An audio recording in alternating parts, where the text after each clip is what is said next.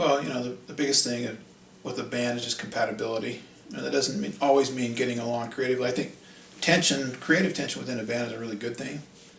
So, Lennon and McCartney, famously, those guys had two different approaches, and it was the conflict, it was the tension between them that created the magic.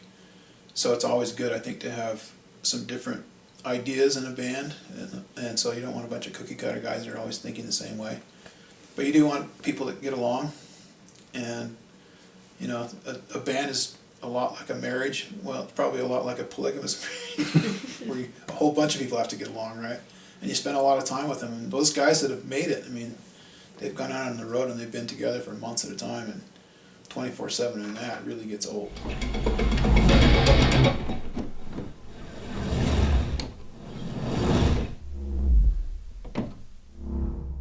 I think the biggest challenge of a new band getting started is just finding an audience. It's really discouraging to show up and have 10 people there to your gig.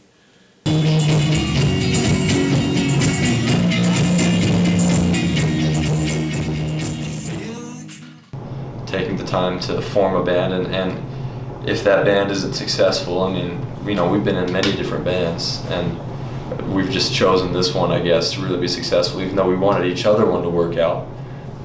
This one is the one we're actually working on and making take off, and it just takes a lot of work. That's pretty much, it's not going to come to you. Nobody out there just wants to hand you stuff.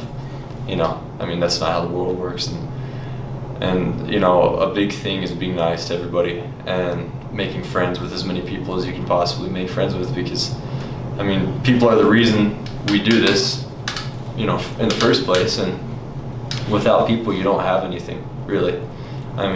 You won't have listeners if you don't have people. You won't have any recording time if you don't have contacts. You just don't have anything. So you just want to be friendly with everybody that you can, and just, I guess, put forth your best energy. Because energy really does. I can't explain it, but you put out good energy, and it's like people are just attracted to you. Want to be with you. Just that some people are there for you the whole way, and some people they have to kind of grow into it, which is, it's okay. So that's how it happens sometimes. But I think just knowing the direction is something we've had, but it's kind of gotten muffled, and it's been hard to see exactly what we need to do, the next step we have to take, and where we stand. I think just one of kind of said a lot of different things, but I think that's the key to be successful. And even if it's not to be the biggest band in the world, there are people that there's a level of success that you can achieve, that anyone can achieve in music. And so that's what I'd say. I'd say go for it and keep practicing, practice hard, and just don't give up on what you love doing. So I hear songs in my head. I've always heard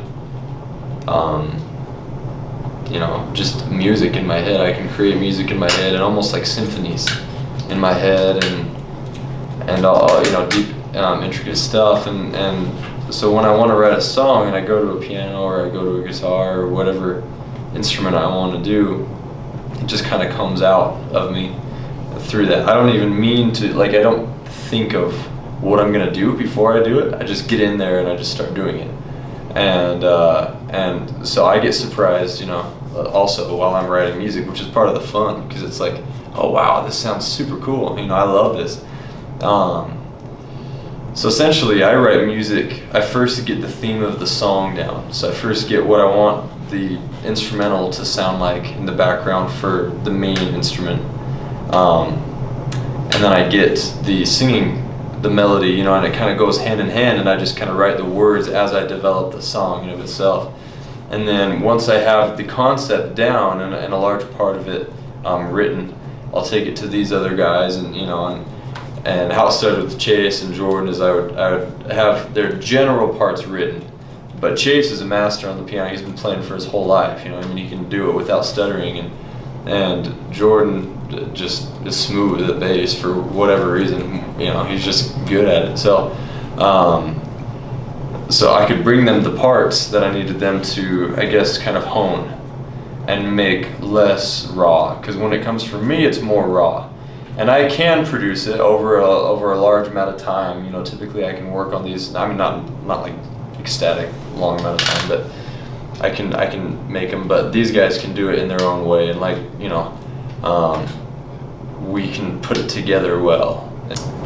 I mean, the major songwriting is done by Hunter with his ideas, and he's gifted. Honestly, it's like the secret behind Salo. But he'll come with ideas. He'll have ideas for piano parts, and then I'll do what I can to add things that I think would sound good. And we kind of, as a band, listen to each other, and we listen to what would sound good, maybe things would sound better, and we just take these ideas and it kind of just morphs together into a song. My role has been primarily as a fan of local bands, but I have had the opportunity to teach many of the members of local bands. And some of those people have been media students, and I teach a film scoring class at BYU. And then I just work in the studios, and so I'm hiring these people frequently to play guitar or play keyboards or play drums or sing. Many of them are multi-instrumentalists, and so I hire members of local bands. I certainly wouldn't consider myself to be, I'm not helping them to start their bands, I'm not critiquing their bands, but I think that our interaction, I am a music professional, and most of these people are just getting started in the professional world, and so it's been nice to be able to see some of them gradually become professionals from the amateur world. Some of them are literally garage bands, and then 2 or 3 years later they're amazing musicians. It was a great win-win because they were able to gain from my experience, and I was able to gain from, just the sheer energy of brand new talent.